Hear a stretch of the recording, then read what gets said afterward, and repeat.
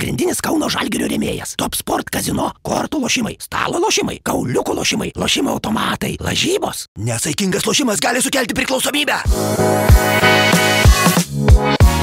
Įsivaizduokit, atėjo pietų metas, jūs pasidarėt kavos, turit laisvą minutėlę ir norėtumėt pasižiūrėti vakarykščių rungtynių statistiką ir pasiklausyti žalgiriečių komentarų.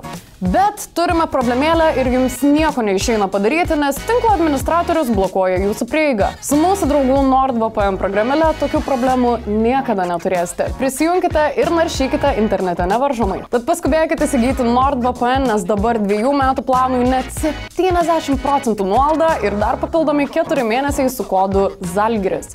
Tik veskite didžiosiom raidėm.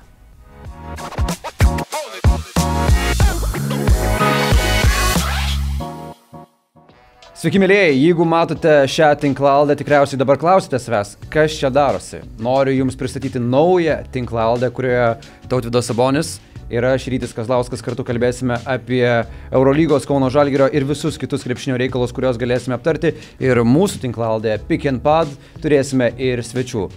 Tautvydai, Tuti, kaip tu jautiesi būdamas šitame naujame tinklalaidės setup'e? Kaip tau patinka viskas? Labai gražu, matosi viskas paruošta gerai, noras yra kalbėti, yra, kaip sakyti, ataiškinti visas naujas krepšinio dalykus ir laukiam gero pick and podo.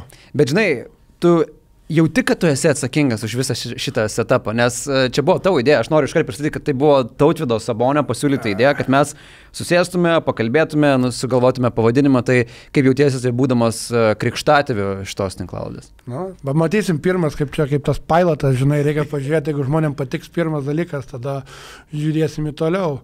Bet taip, ką žinau, galvojau, kad darom tos podcastus, darom, galvoju, tai padarom kažką įdomiau, padarom gal kažkas, kur nelabai ko yra, tokio dalyko, kad su treneriu kalbėti ar ką. Yeah. Tai aišku, jūs iš karto sutikot, tai sėdim čia ir žiūrim toliau.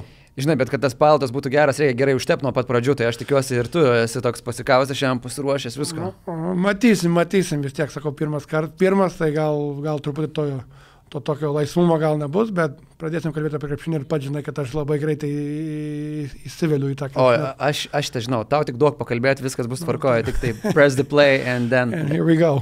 Tu galėjai iš trenerio perspektyvos vieną dalyką paaiškinti, žinai. Aš pamenu, kai teko komentuotas rungtynės sausio 2, kai žaidėt su Berlyno Alba, jau tada matėsi šiek tiek naujų įvestų dalykų, Žalgiris bandė žaisti šiek tiek greičiau, akivaizdu, kad per vieną dieną, per vieną treniruotę su treneriu tu kalnų nenuversi, jis turėjo remtis jūsų informaciją suteikta, ar ne, ką jūs žaidėt taip toliau, ką kiekvienas žaidėjas gali, bet ką įmanoma per vieną treniruotę pakeisti? Nu, ta prasme, yra ta viena normali treniruotė, sakė Butkė, kai buvo treniruotė, buvo mažesnis intensyvumas, kad būtų daugiau paaiškinimų, ar ne, kad sulėtina treniruotę, bet jinai trunka ilgiau, kad galėtų treneris papasakoti. Tai ką yra įmanoma įdiegti komandai per vieną treniruotę, kuri pusę sezono dirbo su vienu treneriu ir staiga kitas ateina ir jau kiša naują informacijos porciją?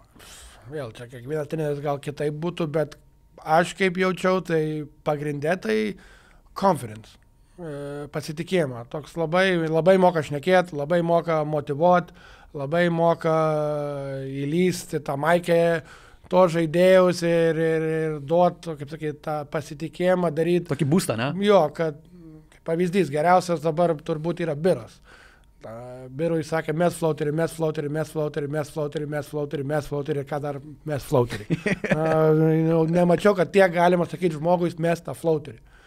Biras turi įkalti. Taip, ir Biras pradžioj metė porą, toks neužtikrintas, bet jau buvo tas. Ir aišku, paskui atėjo Fenerio Grajus ir atrodo visi, čia žinai, Biras,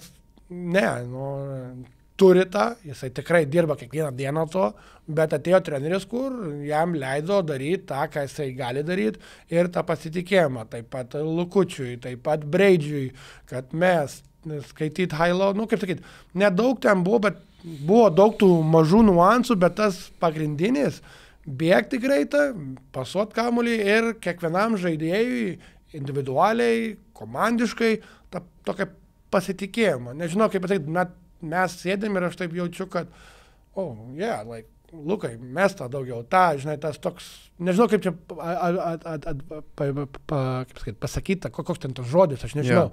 Bet viskas per emocijas eina. Per emocijas. Buvo pradžia per emocijas, kol laiko nebuvo treniruočių. Ja. Ir jisai tikrai dabar, kiek turim, tai vėl matot visai kitokį žaidimą. Tai jisai per tą tarpą padarė, bet per tas pirmas dienas tai buvo tas pasitikėjimas ir tie žaidėjai savo darbų, savo tų firminių judesių, kaip pavadinti, ten laimėjom tą grajų, kaip sakyti. Dar kalbant apie virtuvę, labai, labai paskutinis dalykas. Aš girdėjau tokį gandą, čia eina truputį iš komandos vidaus, bet tikrai ne tas baisus dalykas, kurį galima nepaviešinti. Treneris pamatė picos padažą prie picos, ar ne, Lietuvoje? Tai čia jį įskaudino, asmeniškai įžydė, kad Lietuvoje yra prie picos dar padažą paduoda? Taip, aš kaip supratau ir kaip matau, tai jisai pastos ir picos nelabai valgo, jeigu ne Italijoje, aš taip supratau, kol kas, kur skridom, kur ką net neliečia. Tai reiškia, aš sakau, žmogus, kur supranta maistą, kur žino, kur skanus maistas, tai vėl čia nesakau, kad yra blogai, aš visą laiką paimu pizzą ir jeigu yra padažiukas, tai nieko tokio, žinai, galima, bet matai, čia jau kita religija jam su pasta ir su pizza. Nu taip, aš irgi įsivaizduoju, jeigu čia tavo dalyką sugadina, čia abomination. Nu, taip. Gerai, tai aš einu prie tos atmosferos, kuri buvo dvikoje su Fenerbahče. Jūs tokį gerą tūsą aikštėje užkūrėt nuo rungtynių pradžios, kad atrodė, jau nebegalit net sustot dvikoje su Fenerbahče. Taip.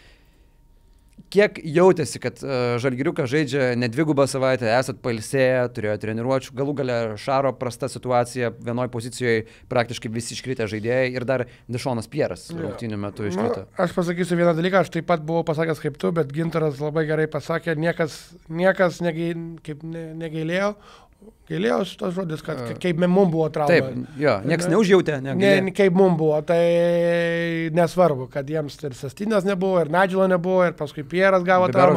Beveročių nebuvo. Tai ne mūsų reikalas, visi turi problemas. Faktas. Bet aš pasakysiu vieną dalyką ir čia man asmeniškai labai buvo toks, like little, how do you say, trigger point, little, like, oh shit. This is for real. Kodėl? Sugrįžimas į realybę toksai? Ne kad į realybę, bet trenerio procesas gavom 3 dienas paruoš varžybas. Ja. Nuo antradienio iki penktadienio varžybas. Visos mažos detalės, visi dalykai, viskas nebuvo stipriai akcentavęs apie Fenerį, pirmas dieną. Antrą dieną truputį daugiau, trečią dieną jau viskas apie... Bet viską, ką jisai pradėjo sakyti antradienį, it all made sense. There was all a purpose. There was all something, why do this. Nesakydavau. Yeah. Ir automatiškai tiem žaidėjams, bum. Ir ta informacija. Ne viskas iš karto. But, kaip sakyt, you're making a garden, you put the seeds, you water it, and it grows. Process. Trust the process. Pas jį procesas yra. Jeigu turi laiko, pas jį procesas yra. Problema, kad Eurolygai visi žinom, kad proceso nėra, kodėl laiko nėra, kol varžybos yra visą laiką. Tai tas mažos detalės, kasdien. Aišku, pats suprantu tas, kodėl jisai sako, kodėl tas. Tie žaidėjai pabiški ateina penktadienį, žaidžiam varžybas ir jisai man visas varžybas sako, gal tą kažką ten, sako, don't overcoach. Čia tokia filosofija, ne? Čia nežinau. Ir esmė yra, ką aš noriu sakyti, aš nenoriu per daug įsiplėsti tą, bet aš trečiam kėlinyje suprantu, kad viskas buvo padaryta taip, kad komanda su to noru, su fanu, Šarą gal, žinai, visą laiką yra visos tos emocijos, viskas susidėlioja kartu ir visi taikiniai, visas situacijas, visi deriniai, ką norėjom, viskas buvo taip padaryta, high level, kad sėdžiu ir taip galvoju, damn, this guy's good. Bet žiūrėk, sutik su manim, iš Sirgaliaus pusės labai sunku nepames galvos po tokios pergalės, labai yra sunku. Ir dabar tu pradedi žiūrėti į tą turnyro lentelę. Aš papasakosiu, kaip Sirgalė gal. Kam reikia. Bet aš tą papasakosiu, kaip Sirgalis. Tai tu kalbėk su to, kas nori. Bet žiūrėk, paklausyk. Tik tai paklausyk vargšo žurnalisto. Žiūrėk, pradedi skaičiuoti, kiek lieka pergalių. Ir tada tu pameti galvą, tada pradedi galvoti, nu, blema, ir tas Partizanas turi silpnų vietų, ir jiem ne viskas sekasi, ir jie yra pralaimėję namuose. Kaip reikia dirbti su žaidėjais, kad tas neįeitų į galvas? Kad, suprask, kad laimėjai prieš Fenerį, tai buvo viena situacija. Ateis kitos rungtynės, ką mes matėme, ir po Valencijos buvo prastos rungtynės antra pusė su Barsa, ir po Albos buvo su Asveliu sunku labai. Kaip žaidėjui reikia neįeiti tą situaciją? Žinai, taip pat Asvelis, taip pat Barsa, žinai, double weekas. Double weekas, jo. Žinai, nuovargis, skrydžiai būdų buvo, žinai, mums tai it's tough. Taip pat, kaip pavyzdys, Azvelio prasme fiziškai nebuvom pasiruošę tų varžybų, kol fiziškai mumis išmušė. Kaip treneris sakė, grown man versus kids. Faktas, kad Kahudį taip daužė mumis, kur irgi 30, kiek jam, 5-6 metai, mes atrodėm kaip vaikai, kaip pats sakai. Valencija fiziškumas buvo net ir gal didesnis negu Azvelį, bet buvom pasiruošę to, tai mes gal ne per lietai regenerated tas varžybas, kad pasiruoš kitokio fiziškumo, kitokio varžybų ir greitesnis varžybas buvo. Tai žinai, bet vėl double weekai. O šiaip, visi treneriai, čia nieko naujo nėra, laimi varžybas, tu turi tą vakarą, jeigu reikia kažkam išgerti alaus ar vyno taurę. Nealkoholinio. Aišku, faktas. Ir eini kitą dieną ir jau ruoši kitas varžybas. Čia every game matters. Tas vėl, ne pirmą kartą sakęs Eurolygos, tas sloganas yra topinis dalykas. Kas tą sugalvojo, tai yra wow. Duokit jam bonusą. Taip. Aš gal ir nelabai sunku buvo sugalvoti, bet vis tiek kažkas tą padarė.